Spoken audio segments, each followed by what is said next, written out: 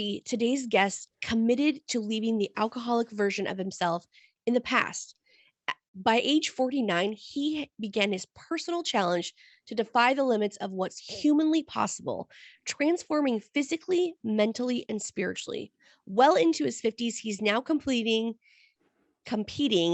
ultra endurance events ahead of people half his age. He recently published a book, Do It Anyways, which follows Scott Harlow's journey from a self destructive and insecure young man to a fitness coach, actor, and ultra endurance athlete. His story shows that anyone can take control of their health and destiny, regardless of their age. Please welcome to the show, Scott Brian Harlow. How are you? Hey, Jill. Good. I'm doing really well. Thanks a lot for having me on the show. Absolutely. I'm excited because we've got lots of stuff to dig into. First of all, being an ultra endurance athlete, I mean, what prompted you to make that decision to become one? I mean, that's got to be a huge decision. The decision kind of came, slowly. First, I had to kind of get myself off the couch and make the decision to become healthy. And I'll have to rewind a few years. So, at age 49, my girlfriend and me at the time went to Italy. And like any good Canadian guy in Italy, you have to eat all the gelato, all the pizza, all the pasta, and everything else. And um, I really started to become, more and more unhealthy, and came back from traveling around. We were staying right near Trevi Fountain, and in the hotel was a, take a book, leave a book place in the lobby. And I saw a book by a guy named Rob Wolf. It's a pretty famous book called The Paleo Solution. So, not having anything else to read, I kind of just sat down and read the book, and a light bulb just kind of clicked on. Like, here I am, almost 50. I've got three kids. I raised them as a single dad. That's a whole other story. And this kind of muffin top hanging over my pants, you know, unfit, unhealthy. And I just made the decision right there that, okay, it's time. I had been healthy and fit when I was younger, played hockey at a fairly high level, being a Canadian boy. Um, Modeled for 10 years, traveling around the world. So I had to, of course, be fit for that. And, that's a whole vanity issue, but also covered in the book. And so what do I do? Uh, Changed the diet right away. Got rid of the gluten and the dairy and cut way back on any type of sugar. Um, and then put my running shoes on and kind of went out the door and did a little bit of running around the streets of Rome. And there was a very small gym in our hotel, had a couple of dumbbells and a bench. And I just kind of went back to what I knew from when I was a young kid and working out, and slowly started to become a little bit healthier. Fast forward a couple of months, when we get back to Canada, I decided that I wanted to join CrossFit because I heard, people could really, become fit going to CrossFit. My girlfriend at the time told me about a program called SEAL Fit. So this was run by a retired Navy SEAL, Mark Devine, and it was basically set up by him to coach people that wanted to become SEALs, preparing them for BUDS and Hell Week. She knew a guy that had done this. He was a little older than me, just kind of into his 60s, and he completed it. So, being the extreme personality that I am, I said, all right, I want to do this. So that's where the journey kind of started. And That I is can go into fascinating. much more detail if you like, but that's where Well, it began. I'm fascinated by the fact that you were on vacation. I mean, in one of the most amazing places to eat. I've never been there, but I hear it's amazing that you made that choice on your vacation. And I know that so many of our listeners are small business owners. They struggle with their health because, of course, sometimes we can lead ourselves into bad habits because we're so busy running our businesses. But I'd love to find out more about how you decided, like, just that day that you were like, "Okay, it's not perfect." Like you said, there's a small gym in the hotel. What made you decide that, like, today's the day? I'm just gonna stop, this self-destruction and really turn it around? Uh, I think I wanted to become healthy more than I wanted to eat the crappy foods, and not only foods that were unhealthy, but too much of the foods that are unhealthy. Obviously, moderation. You can have a little bit of pizza and gelato, but I was obviously overdoing it. And having quit drinking alcohol on March 21st, 2008, that that was a decision I had to make, and then I had to get the help to, you know, just quit, stay quit, kind of one day at a time. And I like to say I'm not cured, but I'm free of the compulsion and the obsession one day at a time. Um, so I was used to, knowing when I make a decision to change, I can follow through with it. I didn't know what it was going to lead to with the ultra endurance and sports and things like that. But I knew that if I put my mind to it, I could certainly do it. And that's the same for anybody. It starts with the decision. I know that's very common for people to say, like, just one day you make this commitment and you're not going to look back and you just focus on moving forward. If someone is listening and they're like, you know what, I'm in a place that's very similar to what you went through, and they know that they need to change their mindset, release some of those self destructive behaviors, and probably some fears as well.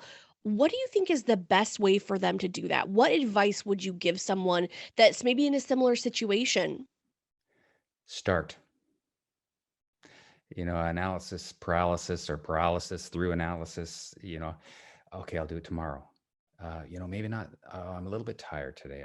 I'll wait till tomorrow. It's really easy to do that. The hardest part is lacing up the shoes and stepping out the door. And it doesn't matter where we are at when we start. Maybe you step outside, walk around the block, and that was tough. Or you've been fit in your past and just need to kind of shake the rust off and get back to where you were. Once you start, and then it becomes easier and easier and easier, and you don't need motivation when you have the discipline. So that's again a decision. And why did I write this book? Do it anyway. It's because I had to force myself to do the things that I needed to do when I didn't want to do it. So do What it do you anyway has think? become a way of life. Yeah, absolutely. What do you think causes us to put those mental limits on ourselves? I know you mentioned earlier that you were fit when you were younger, and then you were no longer fit, and then you made the decision in Italy to get back to that. What do you think causes that? Those mental limits? Well, I think the media, um, big business has attributed to that. Everything is geared around making our lives easier. We'll talk about schooling. When I was a kid, competition was very important. We were pushed and we competed. Today, everyone gets a ribbon. Yeah, there's a participation ribbon. There's you know no grades in many schools. That does not prepare us for real life once the kids are out of school. But we can become complacent and lazy because everything is made so easy for us.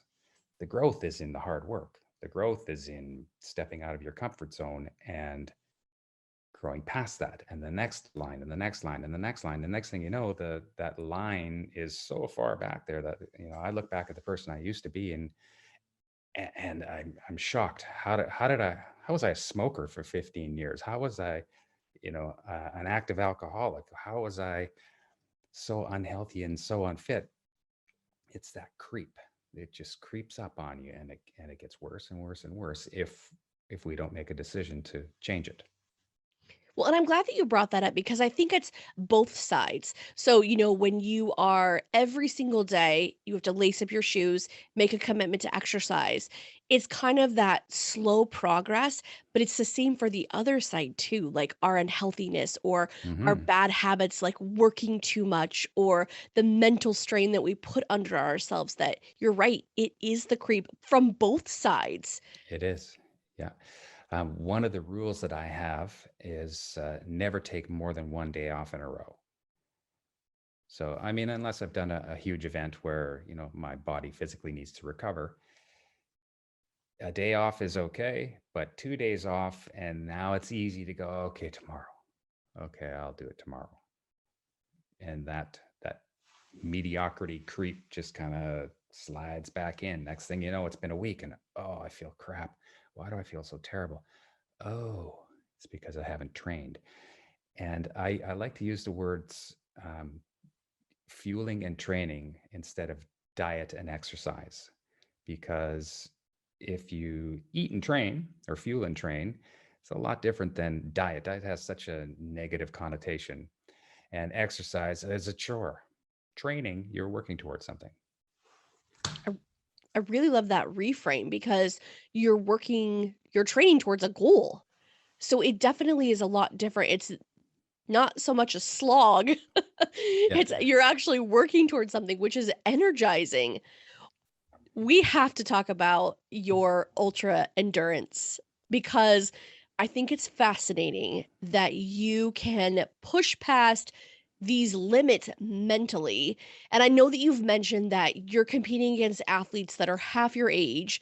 So, what would you say to older entrepreneurs who might feel like they're too old or it's too late in the game to go big with their business or their goals or their fitness, even because the healthier we are, the longer we'll be here, and the more we can grow our business and do all these things that we've wanted to do.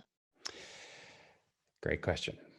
So what I always relate back to health and fitness. And the reason is when we're active, when we're getting those endorphins are rushing.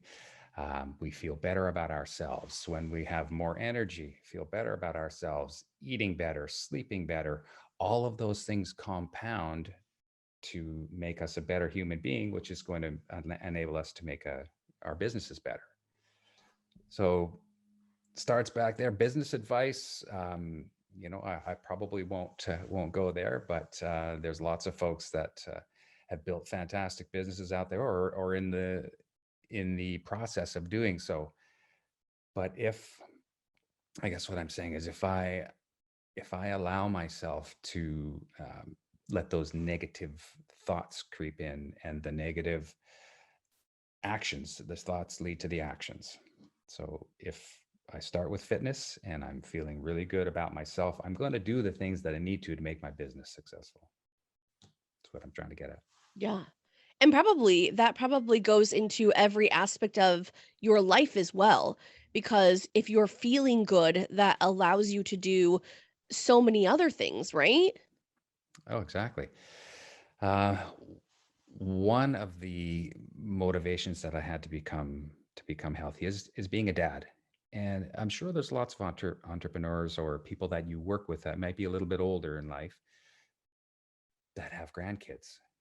You know, grandma, let's do this. Grandpa, let's do that. Grandpa's too tired. Grandpa's out of shape. Oh, grandpa's got a bad heart. Oh, whatever the case is, kids kids grow because of the experiences that they have. And I want to be the grandpa that my grandkids are trying to keep up to, not the other way around. I love that. Well, for anybody who's not familiar with what ultra endurance is, let's talk about that a little bit because I think it's incredible. Well, let's say coming to running, anything longer than a marathon is considered ultra endurance. So the events that I've done four um, events run by uh, special forces soldiers. I'm not a soldier. I've never been in the military. If I was able to rewind back to my youth, I would certainly go, follow that path. I mean, these are extremely incredible human beings, so giving. They put their lives on the line for us so that we're safe. And I learned a lot from these people and have the utmost respect for them. So I wanted to have a taste of what it would could I have become a special forces soldier? How far can I push myself? Where is that line? And they keep talking about perceived limits. Where are my limits? Well, the limits are in my mind. Of course, it takes time to train, to push those lines further and further away. But how do you train for a 50-hour event where you stay awake the whole time and limited food, you're able to drink as much hydration as you need, but how do you stay awake that long? And how do you continue to carry on when the going gets tough? One of the things that I had learned from Mark Divine through reading his books, there's many of them. I won't get into them, but it starts with breath control. You think back. Do you have children? I don't. Uh, I remember back to the Lamaze classes at the time, and the first thing they teach in these classes to mom is breath. Is right, breathing. Take a Mhm. deep breath. Breathe through the pain, etc. Breath control will calm the mind down. Once the mind is calm, you can see a little more clearly. And positive mantras. I thought this positivity talk, was hocus pocus back when, but it really works. The brain doesn't realize that if you're tricking it or not. You keep telling yourself these positive mantras, and next thing you know, the line's a little further. And I use that in training. I'd be speaking out loud. Um, One of them is feeling good, looking good, ought to be in Hollywood. Easy day, piece of cake, you got this, over and over and over as I'm training for hours and hours on end while maintaining proper breath control. And it just enables me to push the line just a little bit further each time. Oh, that's amazing. Now, I know that you talk about this in your book, Do It Anyway, right? Yes, do it anyway, especially when you don't want to, because that's when it becomes easier. It's a muscle. Uh, you don't want to train. Put your shoes on, get out the door. You don't want to make that phone call to that difficult client. You don't want to let go of the employee that needs to go. Put it off, put it off. You don't want to cut back on certain things that will make your business better. You don't want to advertise because it's going to cost, right? So many things that if you just the result at the end will be better if you just take the action. And that's kind of what I was talking about with the do it anyway mentality. Absolutely. Now, people can find your book on your website, right? Yes, scottharlow.ca. If they wish to have a signed copy, they can order it on the website. Amazon links, Goodread links are there, or they can just go into their bookstore, and if they don't have it on the shelf, just ask, and they can order it from there. Well, and I'll be sure to link it in the show notes. So if anybody is out there exercising right now, Yeah, you they will bet. be able to find that link quick and easy. Now, one question that I always ask all my guests, and I think yours is going to be so insightful because we're marrying fitness with small business, is what is one piece of advice that you would give to a small business owner? Start. you know, don't think about what you need to do. No plan is perfect. As the guys in the special forces say, no plan survives first contact with the enemy, and a lot of times the enemy is us. So get started and learn as you go. Plan it and take action. And once that happens, then that inertia, the ball starts to roll. The snowball gets bigger and bigger and bigger, and next thing you know, you look back and wow, look how far I've come. I I have all love these that. clients, all this money coming in, right? All the things, actually. I All the mean, things. that's so true in anything that you're going to do, whether it is fitness or your business or relationships, even, is that small daily action is what is going to push you forward. Absolutely. I'm sure you teach that to your clients daily. I do. I do. Well, thank you so much for carving out some time for us. I know that you're super busy with everything going on, but I'm so glad that you were able to visit with us and share your advice because you have overcome some amazing things. And I'm so excited for everyone to check out your book. Thanks very much, Jill.